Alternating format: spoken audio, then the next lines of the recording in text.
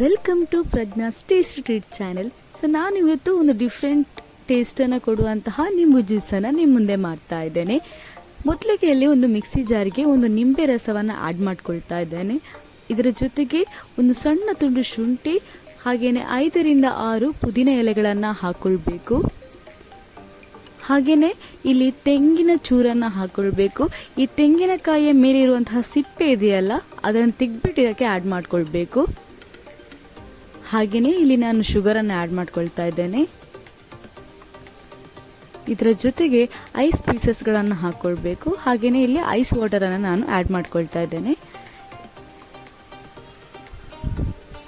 ಮೊದಲಿಗೆ ನೀವು ಇದಕ್ಕೆ ಸ್ವಲ್ಪ ನೀರು ಆ್ಯಡ್ ಮಾಡಿಕೊಂಡು ತರತರಿಯಾಗಿ ಪೇಸ್ಟಾಗಿ ಮಾಡ್ಕೊಳ್ಬೇಕು. ನೆಕ್ಸ್ಟ್ ಇದಕ್ಕೆ ನೀವು ವಾಟರನ್ನು ಆ್ಯಡ್ ಮಾಡಿಕೊಂಡು ಒಂದು 30 ಸೆಕೆಂಡ್ ಬ್ಲೆಂಡ್ ಮಾಡಿದರೆ ಸಾಕಾಗುತ್ತೆ. ನೆಕ್ಸ್ಟ್ ಇದನ್ನು ಸ್ಟ್ರೈನರಲ್ಲಿ ಸೋಸ್ಕೊಂಡು ಗ್ಲಾಸ್ಗೆ ಹಾಕ್ಕೊಳ್ತಾ ಇದ್ದೇನೆ. ಒಮ್ಮೆ ನೀವು ಇದನ್ನು ಮಾಡಿ ನೋಡಿ, ಇದಂತೂ ಡಿಫ್ರೆಂಟ್ ಟೇಸ್ಟನ್ನೇ ಕೊಡುತ್ತೆ.